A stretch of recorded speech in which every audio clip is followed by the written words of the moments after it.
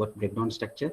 You just simply breaking your project into smaller pieces as a deliverable activity. That is called work breakdown structure.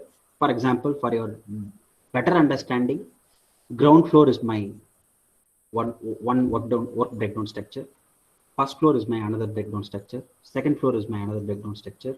Ground floor activities like groundwork activities also one of my work breakdown structure.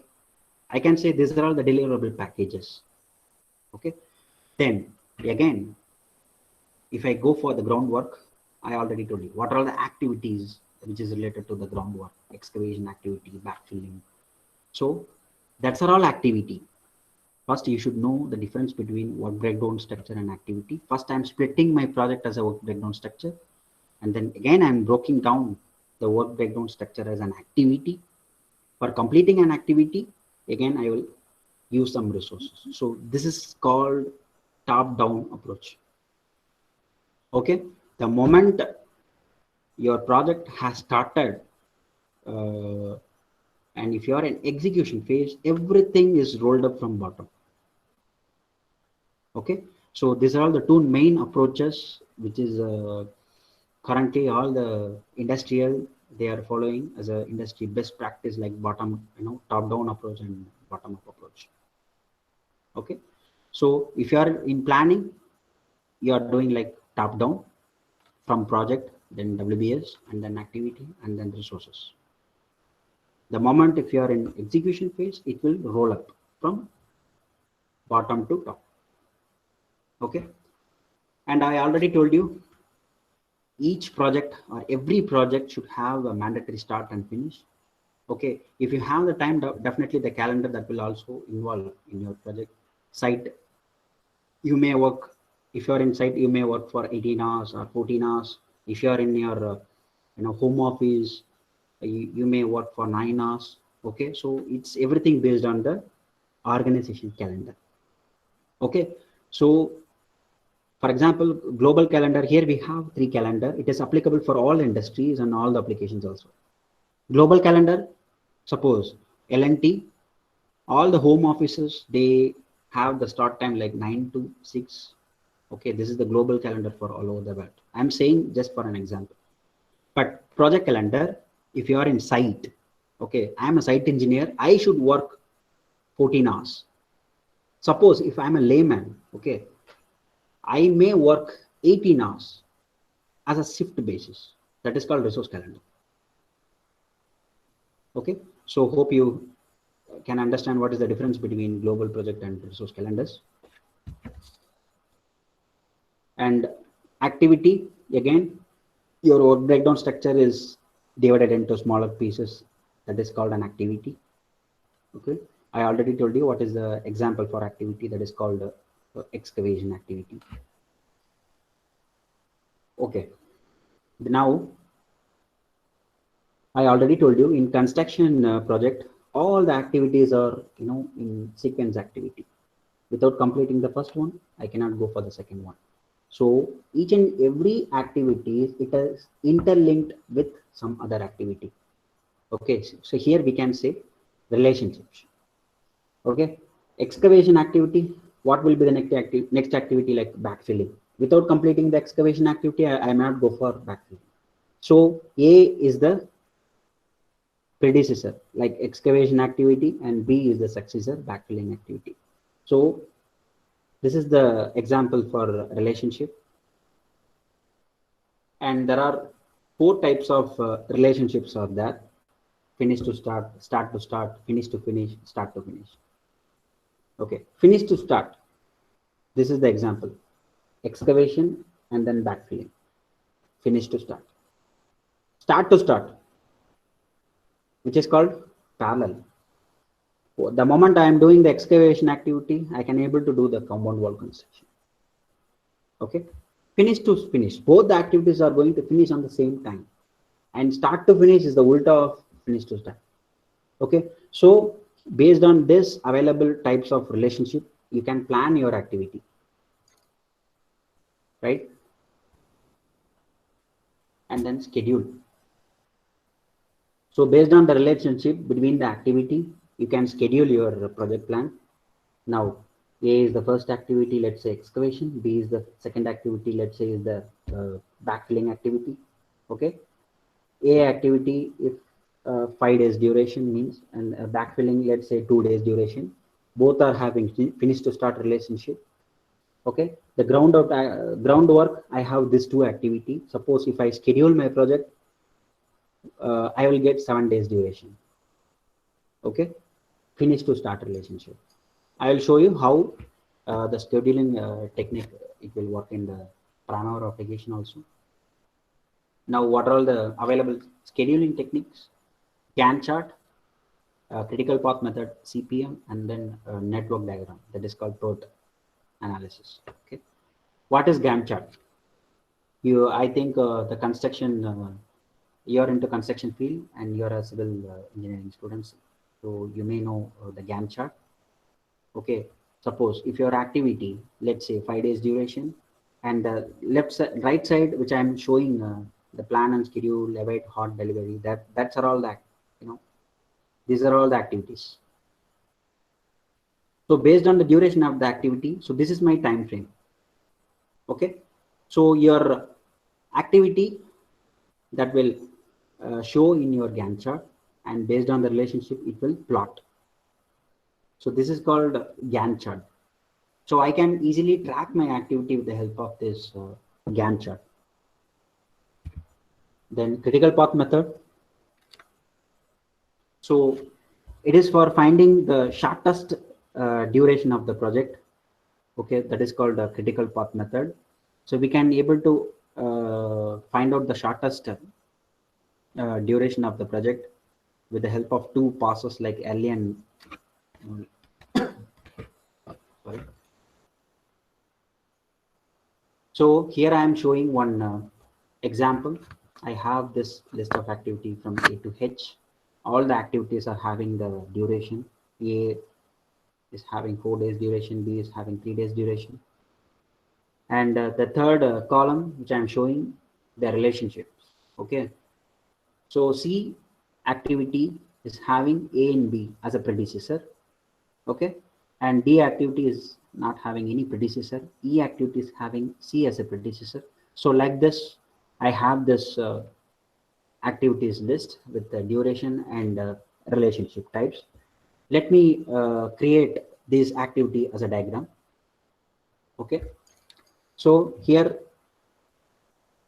is a network diagram for that activities with duration. So A activity is having 4 days duration. Okay, similarly all other activities you can see. First thing is called forward pass. First I should start my work. Now in this diagram, as per the relationship, okay, I plotted this diagram. Sorry, I plotted this activity. Then finally I got my network diagram. Now A, B, C. So these are all parallel activity. I don't have any predecessor for this activity. So I can able to start these three activity are in parallel. Okay. So the day is 0. Okay. The activity A, B, and D is starting. So based on the duration of each activity, okay, you will get the early finish. Here you can see, if you apply the forward pass, you can able to get early start and early finish. Now what is my early start? When I'm going to start this activity, that is called early start date. Okay, here 0th day. Usually 0th day we will not say in construction field, which means the day 1. Okay, so now here 0th day I started this activity. So based on this activity duration, my early finish for A activity is 4, and early finish for B activity is 3, and then early finish for D activity is 1. So if you apply the forward pass, you will get early start and early finish. Now come back to the C activity. C activity is having A and B is the predecessor with finish to start relationship. Okay, your Primavera system or Microsoft project management tool, if you are not giving any relationship between two of the activity, the system it will consider as a finish to start relationship. So here I considered A is having finish to start relationship with A and B. sorry, C is having finish to start relationship with A and B. Okay, so on which day I can able to start this activity? C, 5th day. Why? A activity, the early finish date is 4. You will have to consider C also. The B activity C duration is 3. Okay, even though if I completed this activity, I should wait one more day because A activity can have 4 days duration. So that is what I can start this activity by 5th day. I can't start this C activity on day 4. You got my point? Because A activity is having 4 days duration. So I need to wait. Similarly, if you go for this CE activity, C activity is 5 days duration. So 5 is the early start and then early finish is 10. Okay. So I got this dates. Finish to start relationship with E. Again, I may start this activity on day 11. Based on this activity duration, the early finish date is 16. And then if you come to this node, okay, D, after that F only I have. So I can start this activity on day 2. Then finally, I met here. So now I need to see because G I have, so this is as E and F. So I cannot start this G activity on day 5 because E activity is ending on 16th. Okay, so that is what here I have. Early start for G activity is 17, based on the duration is 22, and then H is 23 to 29. Now overall project duration I have 29 days. Okay, now I have early start and early finish for all of my activities in my project, and I know what is the overall project duration with the help of this forward pass. And the next step it be backward pass. Okay, now this is the last activity for this project. Okay, so the late finish for this activity also 29 only. Now I need to apply backward, so it will go from here, this direction, backward direction. So I will get the same dates. Late start as 23. Okay, and then now I move on to G activity. If this activity is started on 23, means the late start finish for this G activity is 22 only. And then you have to subtract your late finish minus duration of this activity, 22 minus 5, 17. You will get it here. Now again apply backward pass. You have E and F. Now what is the late start for this G? 17. So I should have the late finish for E as 16 only. Okay, but now come to here. Why I have 16?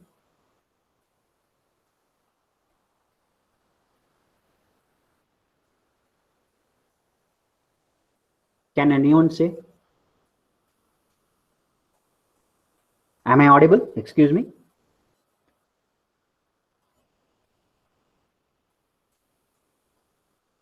Mr. Karthikeyan? Hello? Okay, let me proceed. Okay, so here.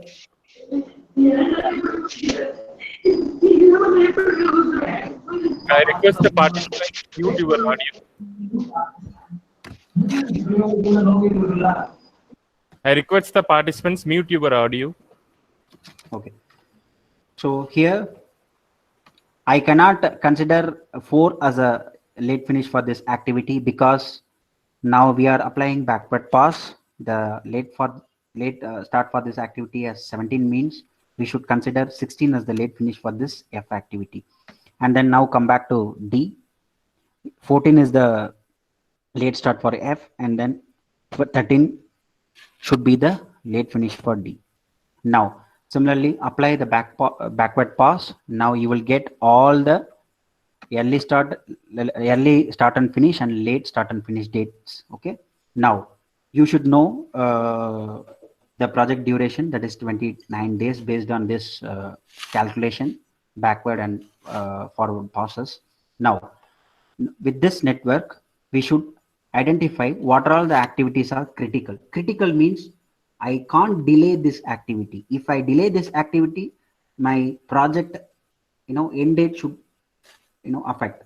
For example, total float. What is the formula for total float? Either you can subtract late start minus LA start or late finish minus LA finish. Okay, now take this activity. 4 minus 4, 0, 0 minus 0, 0, 0. So A is a critical activity. Now come to C activity. C also critical and E also critical, G also critical, H also critical. So if I delay this A activity by 1 day, obviously my project date should extend by 1 more day, which means 30 days as the overall project duration. Okay. Now, what are all the critical activities from this network A, C, E, G, H? And critical path A, C, E, G, H. This is the longest path. Now, I have some free flow activity. Free flow activity means I can delay this activity, but it will not, disturb my project duration. So B, D, F. Okay, I have some cushion dates to delay my activity.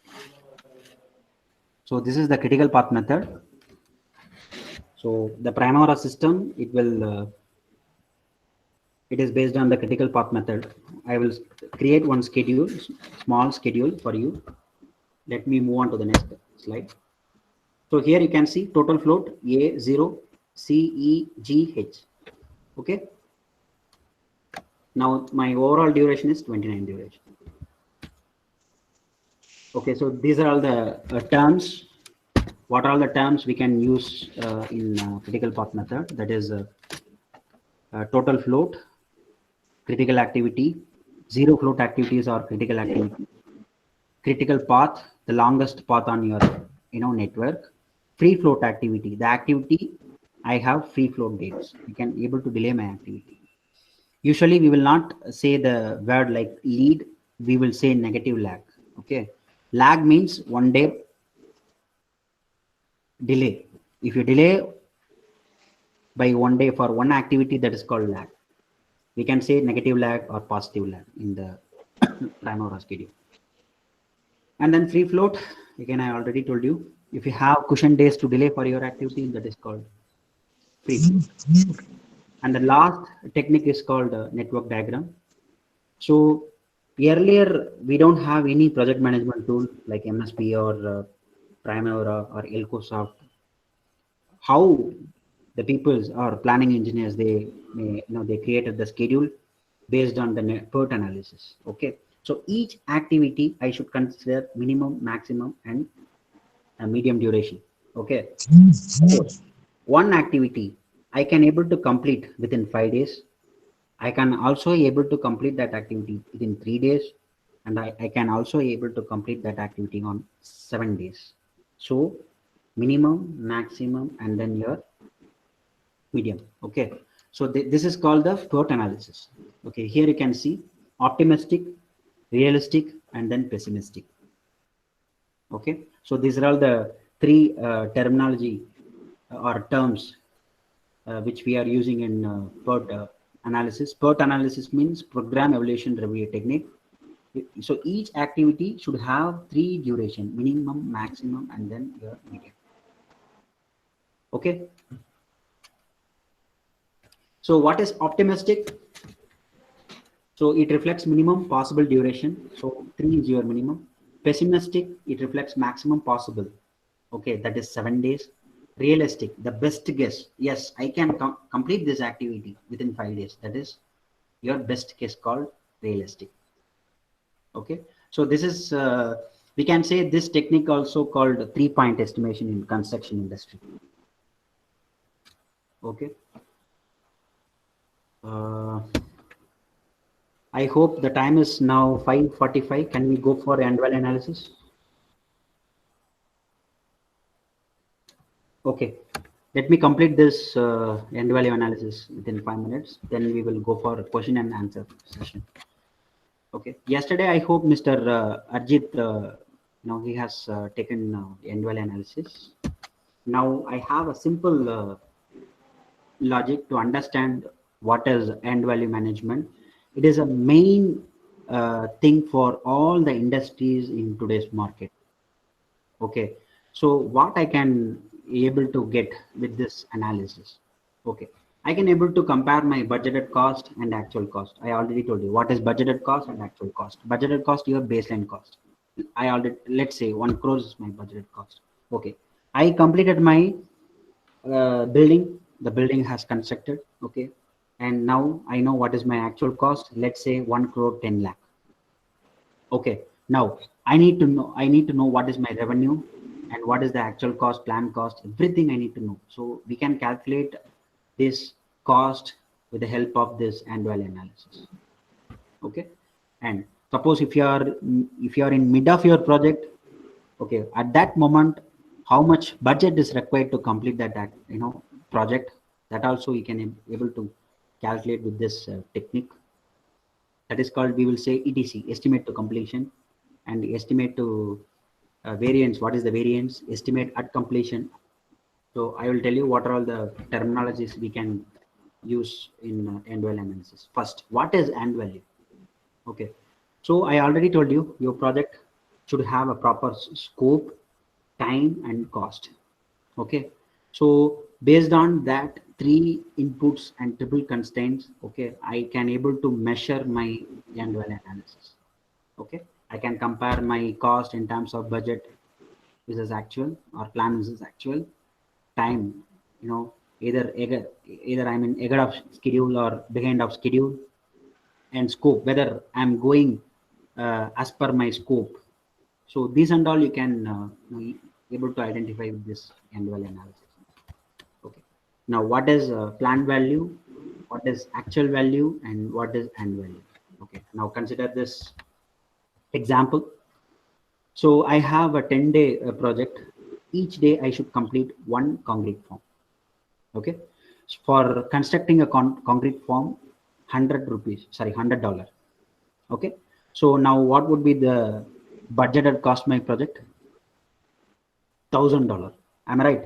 Because I need to complete 10 concrete forms. So 10 days activity, I need to complete 10 concrete forms. So each day $100. So my budgeted cost for this project is $100. Okay. Now let's say at the end of day 5th, okay, 5 forms are completed, which means what is your planned value?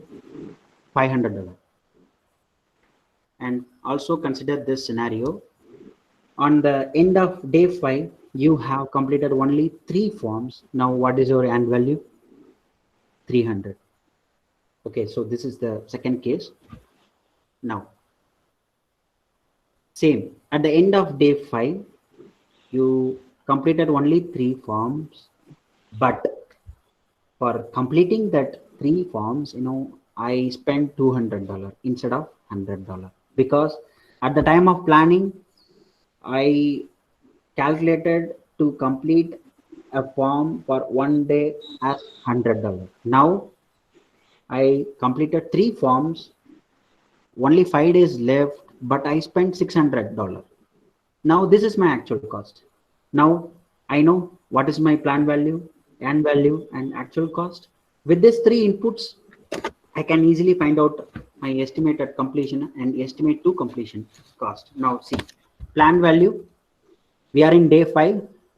If everything is going as per plan, means each day you should complete one form. Your plan is 500 on the day. You have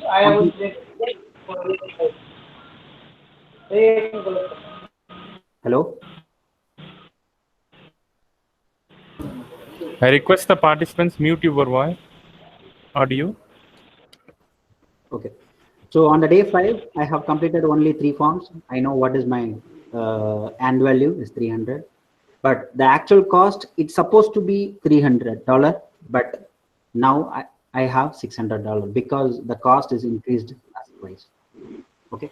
Now with these 3 inputs, schedule variance I can able to find out. Schedule variance and cost variance. The schedule variance means either you are in ahead schedule or behind schedule. Okay, that we can able to identify.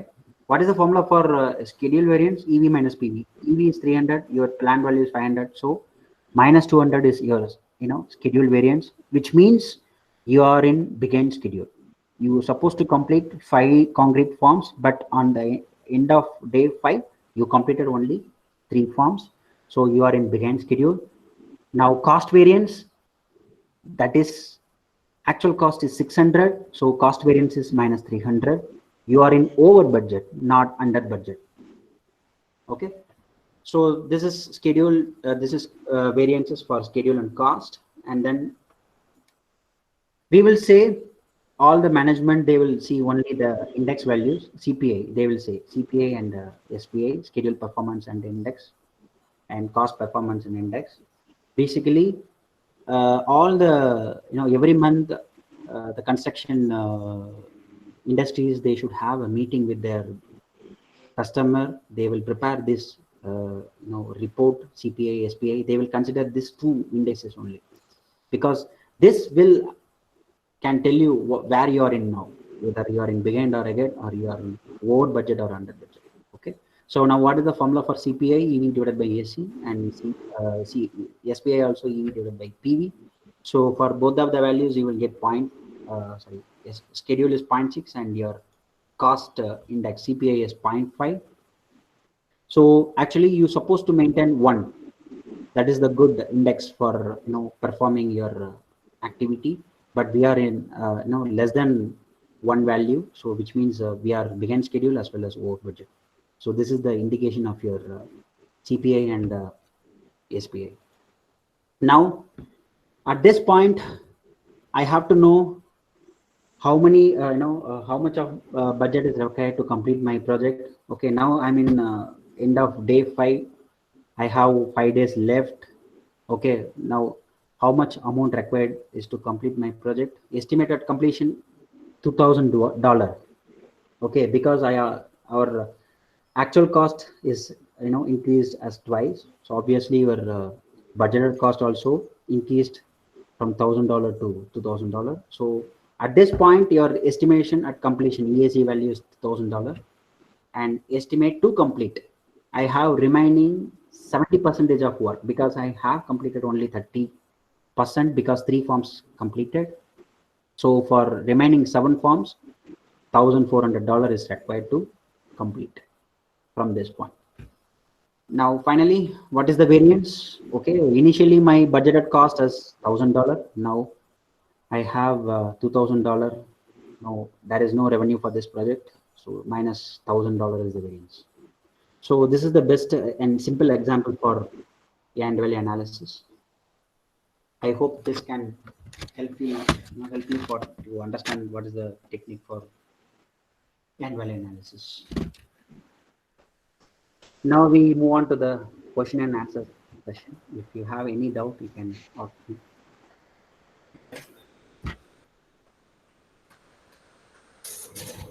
Sir, thank you, sir, for giving good presentation about project management. Okay. Shall we start questions, sir? Yeah, please. Yes, sir.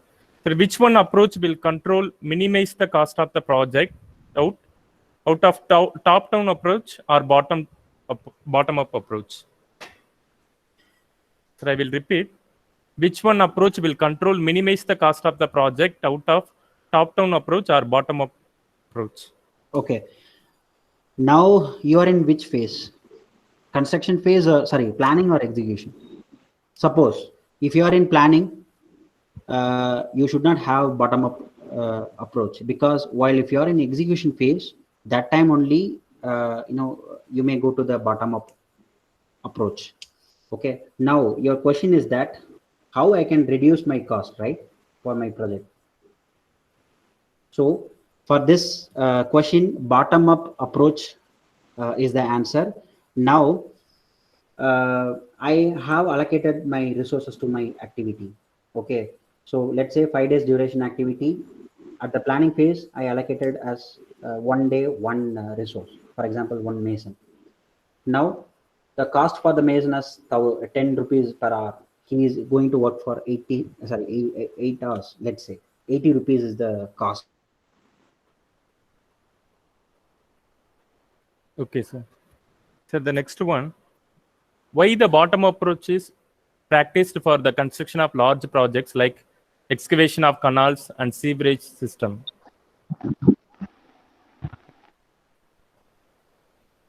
So I'm repeating why the bottom-up approach is practiced for construction of large projects like excavation of canals and sewerage systems. Project budget. Okay, depending upon the requirement of the activity or work, first you should allocate your resources, and the other consecutive activity you can reduce your resource utilization, then you can maintain your project budget. This is my example. I hope this is my answer also. Okay, sir. Bottom up approach. So next one, based on experience, which method is best for project planning? Critical path method, because why I'm saying I can for construction activity I may have more than 30,000 activity. Okay, so Yes. out of 30,000 activity, I can easily filter out what are all my critical activity. If I came to know my critical activity, I can focus that activity. Okay, so I try to complete my project on time and on budget also. So critical path method is the best approach, and this software is really very good. Primavera software. So the last one, sir. Yeah. Dummy activities when we can use or provide. No, as per the standard practice, you should not have any dummy activity on your schedule. Because if you have any dummy activity, you should link some other activity. Am I right or wrong? This is the standard practice. So each activity should have proper predecessor and successor in your schedule. So my best advice: don't create any dummy activity on schedule. Sir, one more. Yeah. What if SPA is greater than 1, but the project is still delayed by 10 or 15 days? SPA is greater than 1. Okay. But the project is still delayed by 10 or 15 days. Your project is delayed by 10 or 15 days. If your project is delayed by 1 day, okay, or any other days, your SPA will not be less than 1, or maybe greater than 1. Okay, because why I'm saying, there is a dependency between one activity to another activity. If you're based on your relationship, your SPA value it will come. So I can't say if my project is 10 days delayed means my SPA it will go for less than 1. I can't say like this. So the one more, sir. Yeah. How best we can use these tools using prefabricated structure? Can you repeat again? Prefabricated. How best we can use these tools using prefabricated structure? For what is the purpose? This Primavera tool, how best we can use for prefabricated structures? Now Oracle, they are providing this software as a free of cost to all the educational institutions. Okay, you can use, or you can easily download it from Google also. You can install by your own. It's a very simple thing. It is freely available in the market.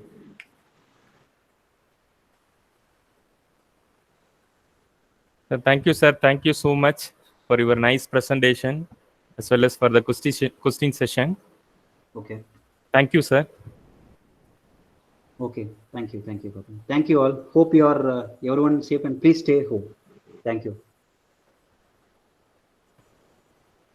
I request all the participants put your attendance for generation of e-certificate. And also we are planning for the next webinar series. I request all the participants to attend the webinars. You can register the webinar through Google form, which is already sent in your email.